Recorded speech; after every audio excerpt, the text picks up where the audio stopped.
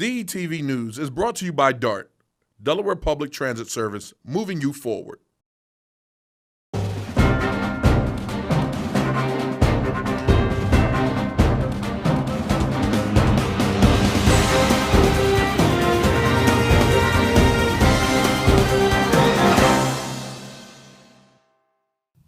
Hello and welcome to DETV News, Delaware's trusted news source. I'm Lauren Wilson.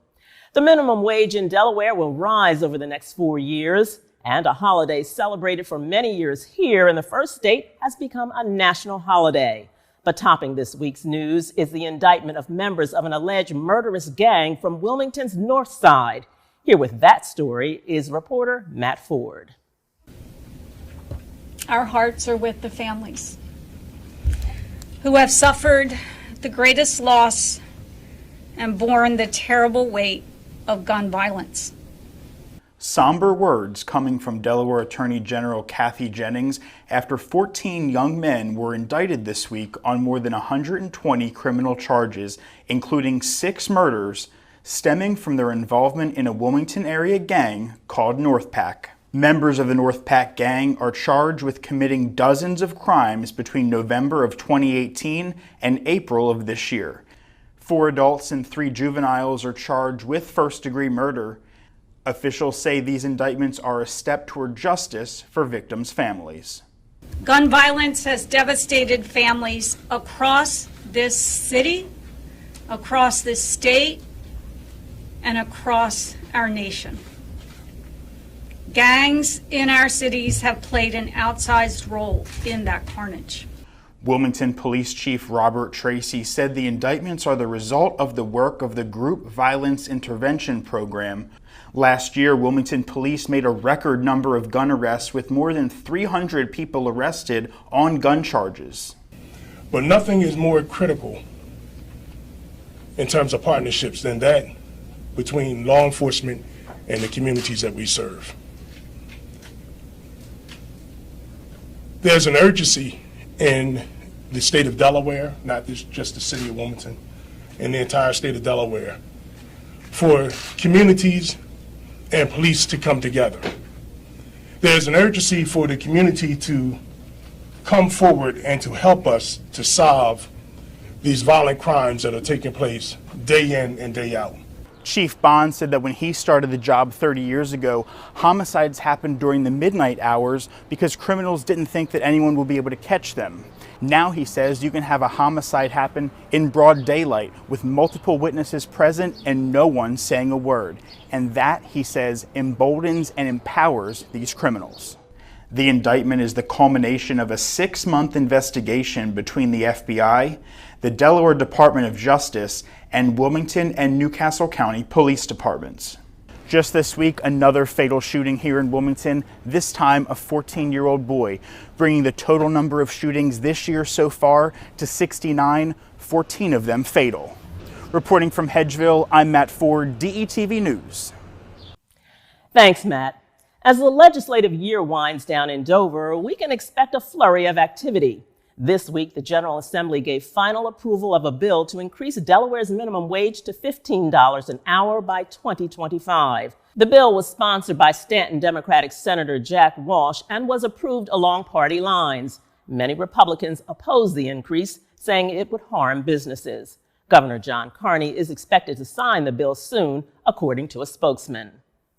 The bill raises the minimum wage from its current $9.25 an hour to $15 over the next 4 years at a rate of $1 each year. Some places are already offering the $15 wage to attract workers. One group pushing for higher wages is called the Delaware Poor People's Campaign. Members held a news conference calling for sweeping legislation that would usher in changes for the economy, environment, poverty, and racial injustice. Stay with us during the break. There's more news ahead.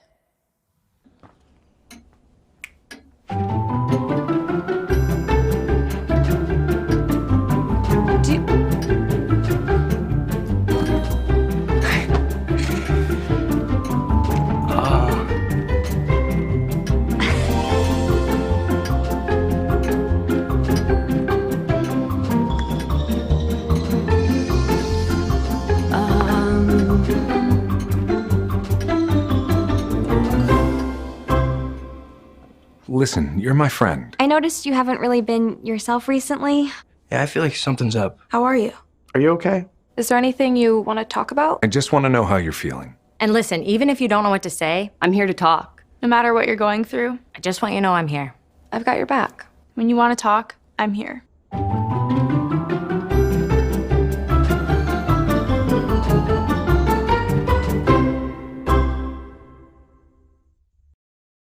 We're doing a lot of talking here in Washington, in the Senate, about infrastructure. What's that really mean? Well, if we move forward on the bipartisan infrastructure plan that I'm supporting, that's going to mean millions more dollars for Delaware and Delawareans to improve Amtrak and SEPTA, to improve our roads and bridges up and down the state, to make sure we've got better access to broadband so that your cell phone calls don't drop as you drive up and down the state, so that kids can get access to Wi-Fi for school, and we can take advantage of telemedicine. I'm excited about a $580 billion new proposal for infrastructure for this country. But more than anything, I'm interested about how this will create good, high-paying jobs in Delaware and make our state easier to live in, more equitable and just, and more accessible in this digital age. For more information, go to my website, coons.senate.gov. Thanks. Delaware's major hospitals are not requiring workers to be vaccinated despite other prominent health systems in the region doing so. About 70% of Christiana Care employees have reportedly received the vaccine. St. Francis officials say roughly 75% of its employees are fully vaccinated. In his weekly news briefing, Governor Carney said about 7,000 Delawareans need to be vaccinated to reach the national goal of 70% by July 4th. But the pace of the vaccinations continues to slow down in Delaware. So the chief executive says hitting that benchmark will be a big stretch. Our throughput doesn't decline too much further. The demand for first doses has declined. We've got a lot of people that are coming in for their second dose, but we need to get those first doses to push that number from 69.1% up to 70%. It seems like it's an easy milestone to reach until you consider that 7,000 people, 7,000 sharp shots that have to go into people's arms. So a lot of work, a lot of people that have to get vaccinated. Several prominent healthcare systems such as Johns Hopkins and the University of Pennsylvania have announced they will require employees to get their shots. In a statement, Christiana Care said they will continue to monitor the situation. A lack of transparency and accountability in drug pricing could be costing taxpayers millions. That's according to a report by Delaware Auditor Kathy McGinnis. This week, McGinnis called on Express Scripts to pay back the $24.5 million she says it overcharged the state of Delaware for its state employees' prescription drug plan from 2018 through 2020. Delaware reportedly paid 3 times the average price of drugs over the course of 3 years for state employee prescriptions, with McGinnis calling that an abuse of taxpayers' dollars that should be returned to Delawareans. Arrest and ticketing quotas are now illegal in the city of Wilmington. Police Chief Robert Tracy says his department does not currently require officers to make quotas for tickets and arrests, but City Council voted to ban them anyway. Lone Republican Councilman James Spadola, a former police officer, sponsored the bill. He says it will prevent quotas from being established under a future police chief and gets rid of the perception that there could be quotas now. Spadola hopes the city's measure will eventually become state law. Council also approved a resolution recognizing the need to start a new police academy to fill vacancies, despite opposition from some council members, protesting what they say as insufficient diversity on the force and calling for social workers and mental health clinicians to replace some officers. To Sussex County now, the Indian River coal-fired plant, now operated by NRG, is slated to close by June of next year. The Millsboro plant provided jobs for many in the area and has enough capacity to support an estimated 600,000 homes. NRG says the closing is difficult but necessary because of low market prices. Staying in Sussex County, the community-wide cleanup being held this Saturday will go well beyond trash talk. Besides sprucing up Georgetown, the 8-hour event will be littered with food, fun, and entertainment, along with mobile COVID-19 vaccinations. The event is sponsored by Georgetown DE Community. Underlying the theme will be togetherness and a mission to unify the town's Black, white, and Hispanic communities. For more information, check out the website on the bottom of your screen. The first national holiday since Martin Luther King Jr. Day was enacted last week when President Biden signed a law making Juneteenth a national holiday. Juneteenth celebrates the emancipation of the last enslaved African Americans in Texas who got the word some 2.5 years after Lincoln officially ended slavery. Local organizers who have been working to make Juneteenth a state holiday said it was the right thing to do at the right time. Now, it's all about timing. It's all about timing, for sure. It's all about timing. It is. And that Black Lives Matter movement really turned America around. And with Juneteenth, it was almost, I guess they were thinking like it was kind of like a no-brainer. Okay, now is the time.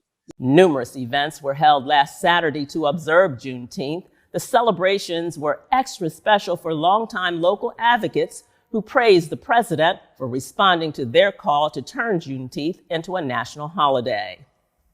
And just in time for Juneteenth, the YMCA unveiled a new 80-foot-long mural at the Walnut Street branch on June 19th, which celebrates important African Americans. The new Teen Innovation Center was also dedicated with a ribbon cutting and a block party afterwards featuring the YMCA drill team, dance performances, vendors, and food. The Mural and Innovation Center were funded by Discover Financial, which provided a $167,000 donation. The mural includes images of Cab Calloway, Martin Luther King Jr., and the Marvelettes. We'll be back after taking a look at the weather right after this break. Stay tuned.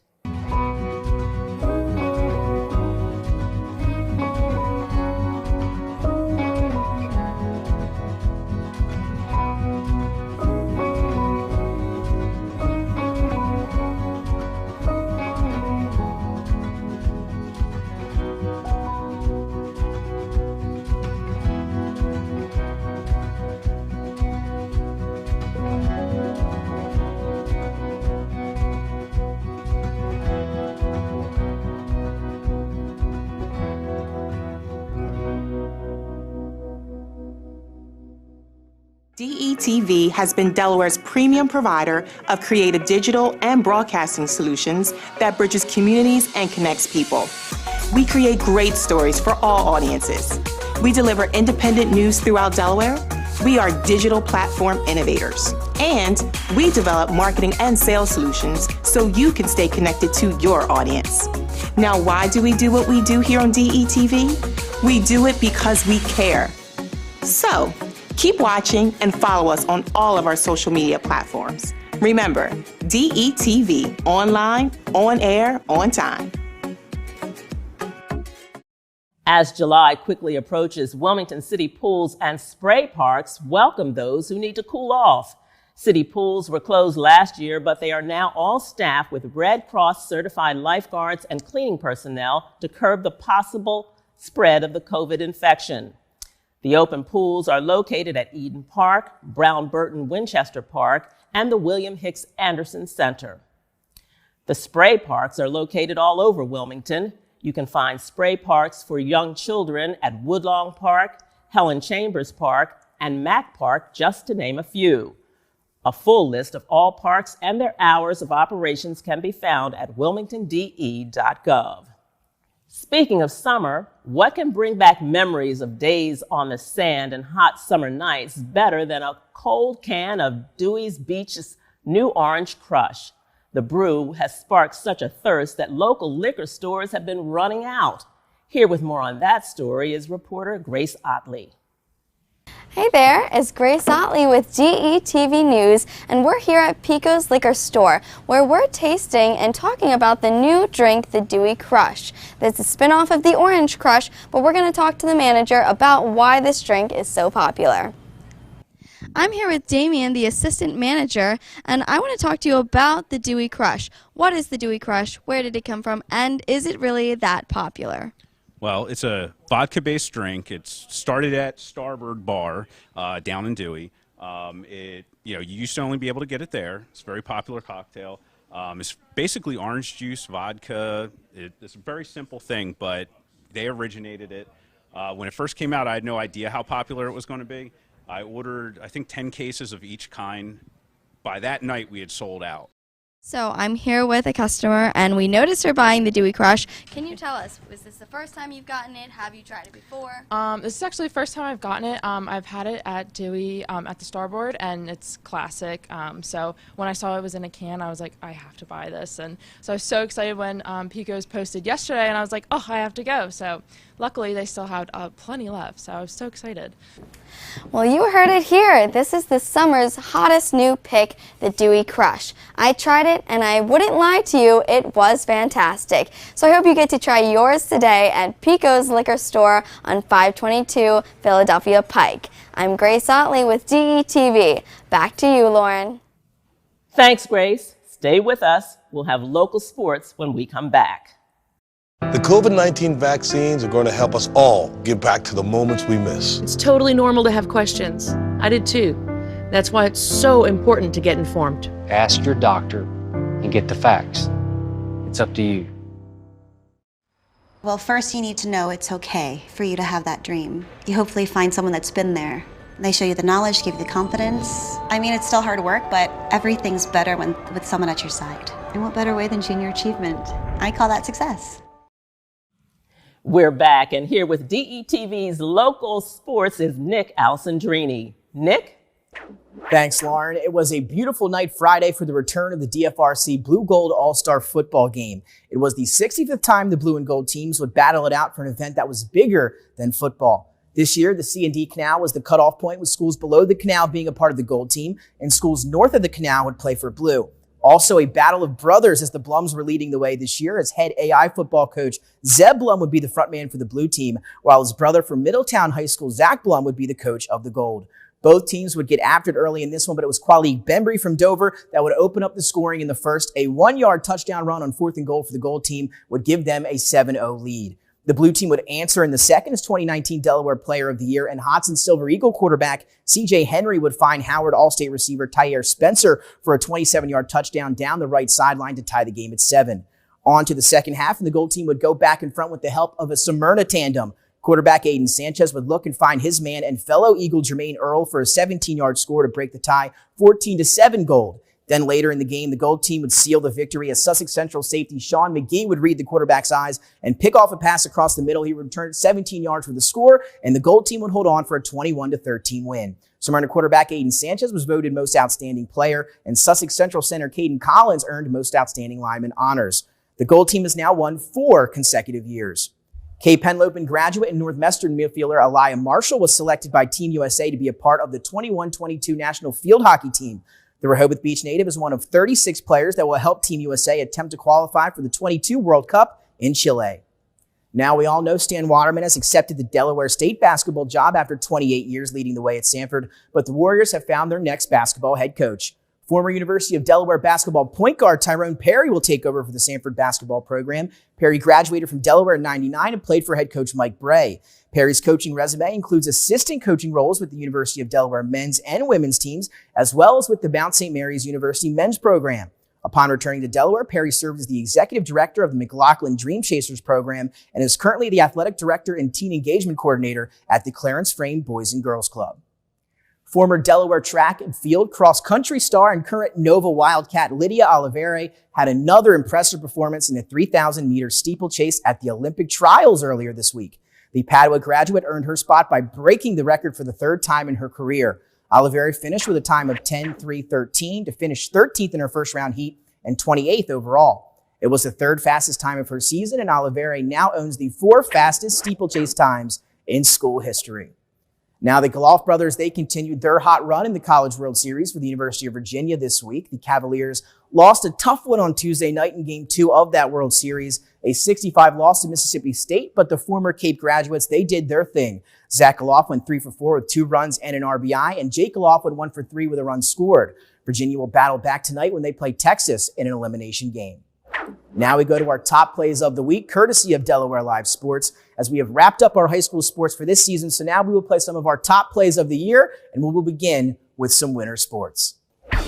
We're going to get started on the hardwood here at number 4, Smyrna basketball. Elijah Cradle and Moose Salaku here. 2 plays for the price of 1. Cradle going to have it in transition off the glass, and here comes Salaku going to throw it down with 2 hands. And then out on to another play a little bit later in the game. Cradle out on the perimeter. Going to launch it up, coming baseline is Moose Salaku. Another alley-oop. This one also with 2 hands and 2 big plays there for Smyrna at number 4. On to number 3. It's more Padua Panda news, and Kate McLennan up 10 over here in the winner over St. Mark's. 3 seconds on the inbound. She'll take it, launch it up from half court, and it goes off the glass for Padua's Kate McLennan. And a big play there for number 3 at the Pandas. On to number 2. It's Archmere basketball. Chris Albero. You see him on lacrosse out in the spring. Here he is in the winter on the hardwood. Pull-up jumper at the buzzer gives Archmere the 1-point victory. Again, you'll see it here from the sideline angle. Here he goes, elevates mid-range, got it to go. A game winner for Chris Albero, and Archmere with the win at the buzzer at number 2. On to number 1, Kyer Hines, and more buzzer beater action. This time it's the DMA Seahawks 63-63. DMA inbounding, 6 seconds to go. Jordan Green, top of the key, looking for Hines, who comes on the wing. Going to take a little step up, elevate from the top of the key, and buries it. Kyer Hines with a 3 at the buzzer for the win for DMA at home. And that's our top play here this week, and one of our top plays of the season. And that'll do it for our top plays of the week. Now I'll send it back to you, Lauren. Thanks, Nick. The Dover Police Department and the Dover Police Athletic League kicked off their annual Youth Police Academy this week. The program is designed to introduce children to law enforcement and give them a unique perspective on what police officers really do, with hopes to build positive relationships with kids in the community while helping them develop leadership skills. Some of the activities include teaching the kids about criminal investigation and age-appropriate crime scene investigations, along with team-building exercises, and tomorrow, graduation. The 5-day program was open to children ages 10 to 12 and was completely free, including meals provided by Capital School District. From the looks of it, the kids had a great time. Robert Burns, a local World War II veteran from Newark who will turn 101 years old in August, was honored with a Quilt of Honor on June 19th at the Crown Plaza on Namans Road. But what exactly is a Quilt of Valor? A Quilt of Valor is a handmade quilt given to service members or veterans who have been touched by the war. Quilts of Valor are meant to thank and comfort members for their service and their sacrifice for serving the nation. Well, that's our news for this week. In review, I'm Lauren Wilson for the DETV News Team. Thank you for watching, and we'll see you next time.